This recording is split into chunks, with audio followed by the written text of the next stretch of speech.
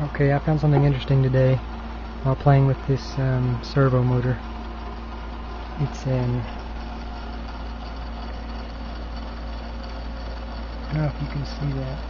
There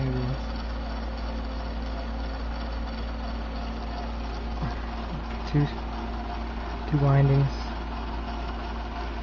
Standard. Okay, and I've got this 250 watt motor here.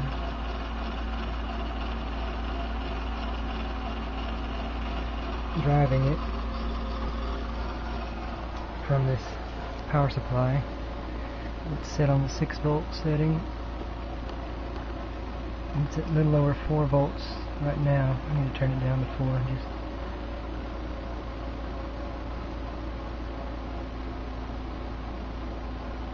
And it's on the 1.5 amp setting, but I've got this digital meter reading the amperage going into it. Here's the interesting part. I am going to short, just a direct short, one of the coils together and see what happens.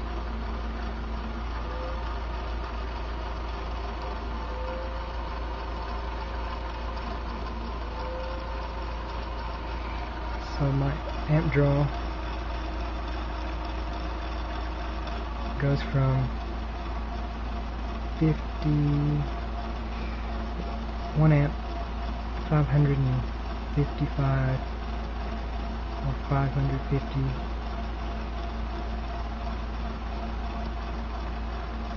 milliamps when it's just driving the servo motor unloaded. So yes, it's actually using less energy when I short both. Actually, when I short both of the coils, it accelerates. I'll try to show you here. So now we're drawing 1 amp, 410 or 20 milliamps. And now I'll try to short the other one for you if I can.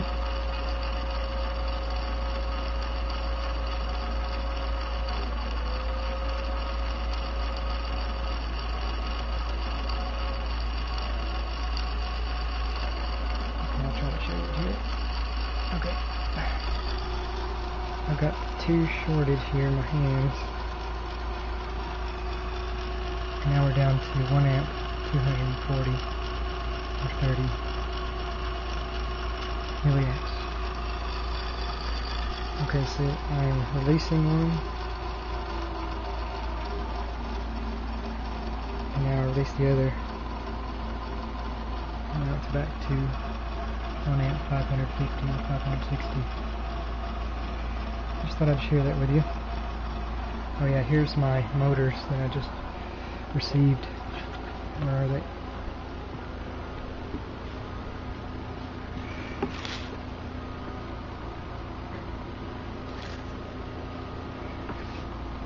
This is the one I've been playing with to begin with. It's not identical to yours.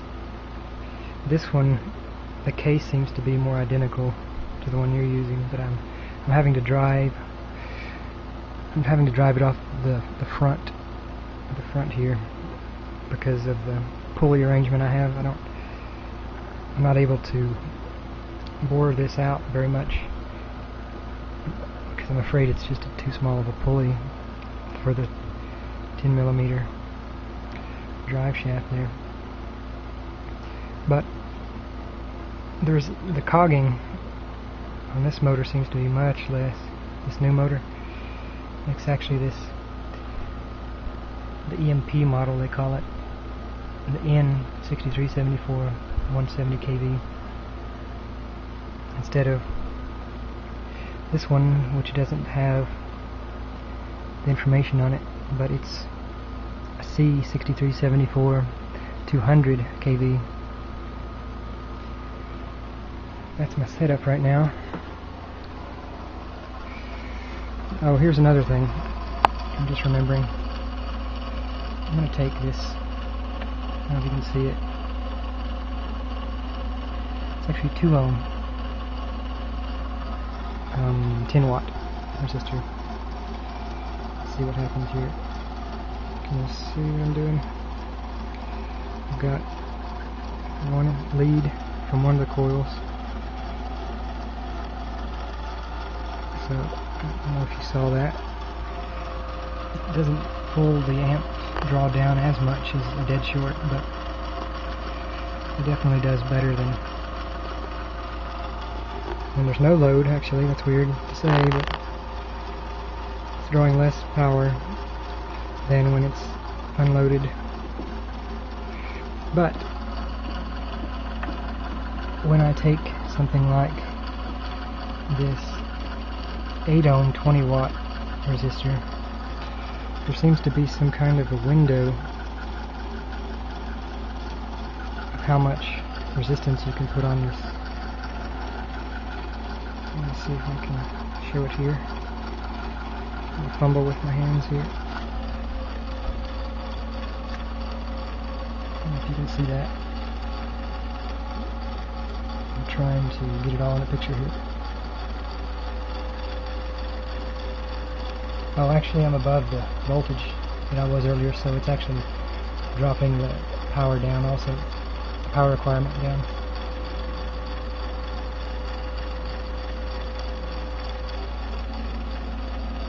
But when I go down to, I'll show you, I don't have an RPM measurement right now, but I'll go down to 3 volts. And try the same thing.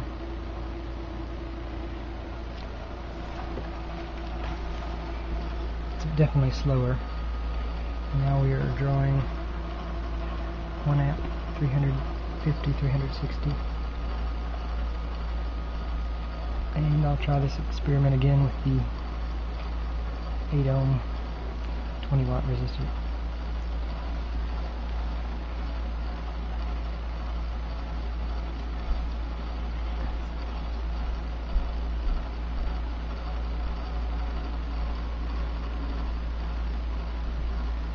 It's hard to see. Let me see if I can get this connected here. Let's see what we're drawing again to begin with. 1 amp, 360, 370. Without it connected.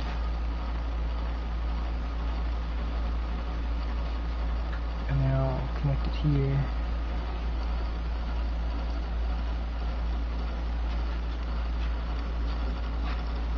And then we'll go look at the amperage again. So it's just connected off of one of the coils here. If it'll hang, stay connected. So it's actually drawing a touch more when you go up to that 8 ohm resistance, as opposed to when you do this. A direct short. So I'm shorted. Now we went down to 1 amp, 260, 270 at 3 volt input to the drive motor. I'll show you what happens when I connect both windings together.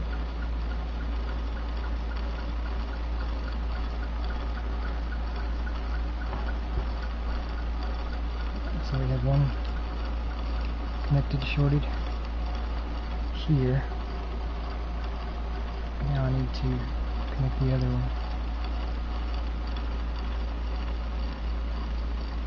I haven't changed the input voltage at all to the motor, the drive motor, but these are loosely connected.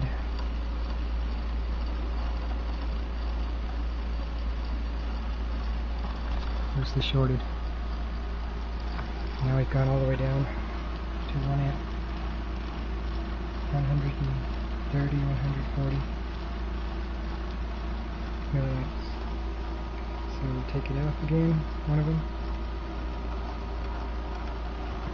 up halfway to 1 amp 260, then the other.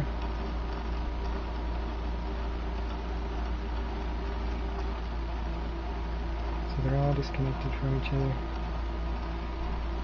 Slowly touching, now back up to 1 amp 360. Now I have seen something like this when I built a Thane-Hines generator, or some version of it, and there seems to be an RPM threshold, an RPM window that it accelerates in, and also a resistance. So if I were to take this 33 ohm 10 watt resistor and try the same thing, same simple connection.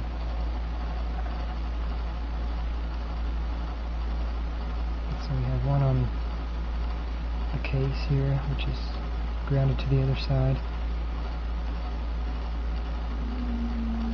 and we jump all the way up. See, just a simple connected resistor. We jump all the way up to 100, or 1 amp 520.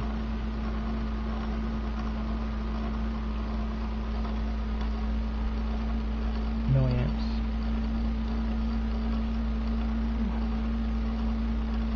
I don't know if you can see it clearly. You can hear it in the tone of the generator, or the belt, I'm not sure which. So connected, shorted. Well, you can hear it better at 4 volts input. And I think the reaction is actually better. So I'm going to take it up to 4 volts.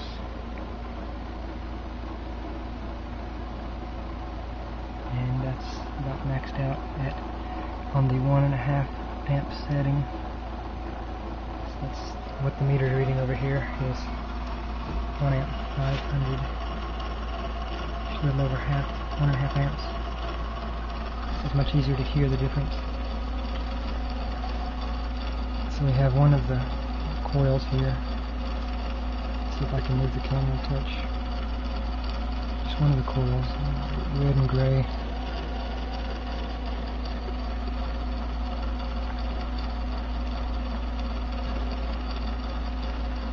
So we short it. That's much easier to hear.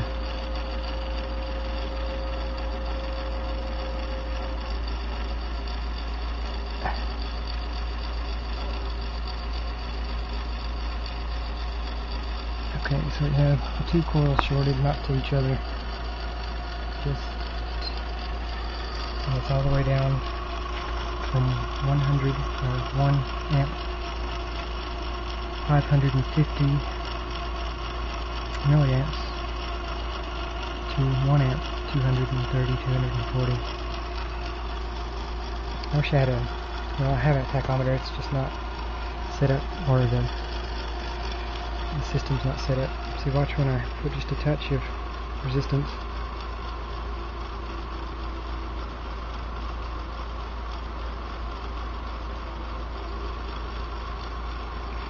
So it must be helping it quite a bit. I can't keep up with it at that speed actually to help it, but anyway.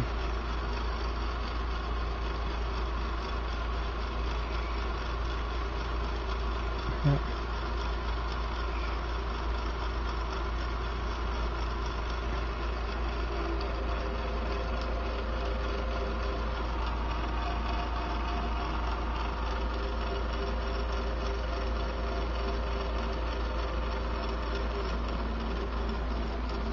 So in some way or another, this generator, this servo motor generator, is helping the drive motor along in some way. Without any without any input, extra input. Not sure how that works. This is actually getting somewhat warm, being shorted. for that long. I'll show you this doubler circuit also. I'm sure you've seen 1,000 of them, but just a simple 1 in 4007 diodes and some recycled capacitors.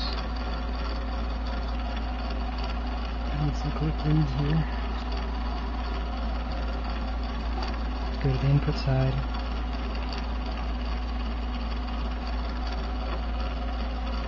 And another voltmeter. Let's see what. I haven't been able to get any usable amperage output of this. What is this? This servo motor generator. I'll show you what the voltage is capable of with this doubler circuit. Okay, the windings are actually identical, so I can use one as a reference for the other. So I'll go to the AC setting and measure one of the coils on an AC setting. Yeah, I guess you'll have to trust me. Is at 9 volt AC output right now. Now we'll switch over to DC and see what this doubler circuit is putting out as far as just voltage. The doubler circuit. I've got the two outputs. Oh, it's over 20 volts DC, but I don't think it's very usable. It says it's at 28 volts DC, so that's about a voltage tripler circuit, I guess.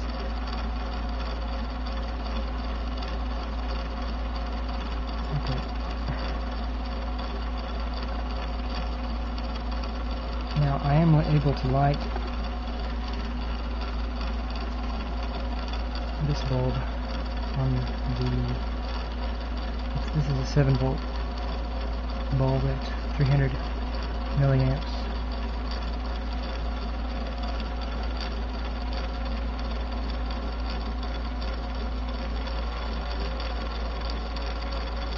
Wow, actually I just heard an acceleration. I haven't tried it in this configuration yet, so that's new to me. Wow, okay, let me show you that. Before I put the bulb on,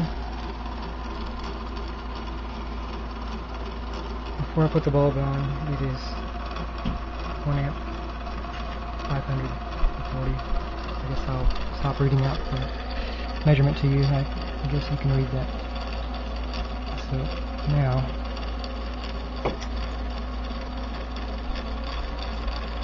let me rig this up right quick so you can see what's going on. Okay. Well,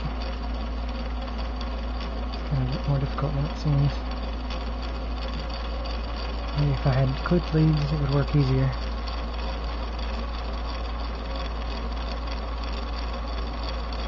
Stay on there like that. Now, we have our light bulb. Clip leads aren't doing anything, I assure you. They're just on a hanging doubler circuit there. So I'll disconnect them just so you won't assume anything. So there's the circuit, there's the open red and black wires. It's down to that amp draw. So back to the bulb. No bulb. Let it hang there on one wire. It's just hanging. No tricky stuff. Back up to jump to 30 to 40 milliamps. Okay. So this is incredible actually. I've never been able to use the output for anything useful on this particular setup.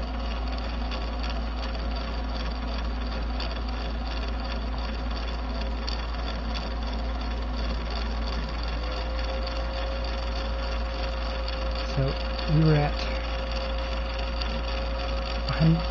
1 amp, 530 or 540. So now what I'm going to try is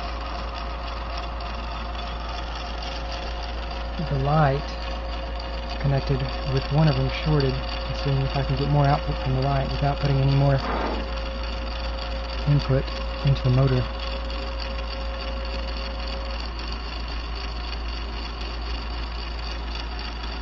So we have our brightness here, maybe on the camera. I'm going to disconnect the coil that's aiding the motor as a short.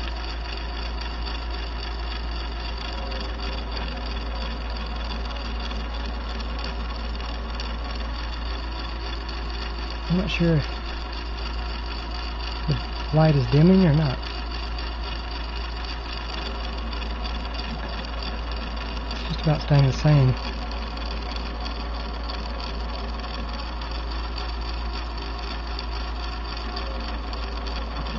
Maybe it's dimming slightly when I disconnect the shorted wires, but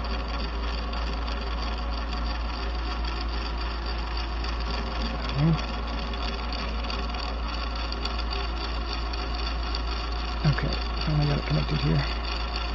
So we were at 1 amp, 530, 540. Now we're at 1 amp, 300. With one coil shorted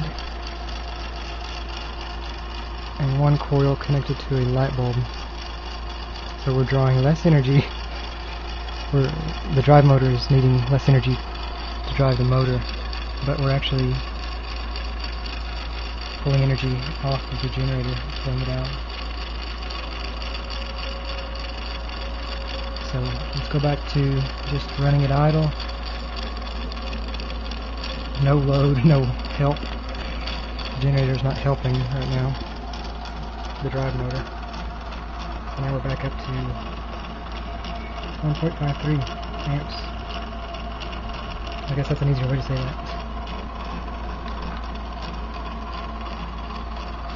And I guess as proof, or what have you, we have the wires coming, well, where are they? This other one's going through the meter. It's rigged up down there. It's going through the meter, as you would measure any amperage, DC amperage, straight over to the power supply. No tricky business, just a lot of jumbled wires here.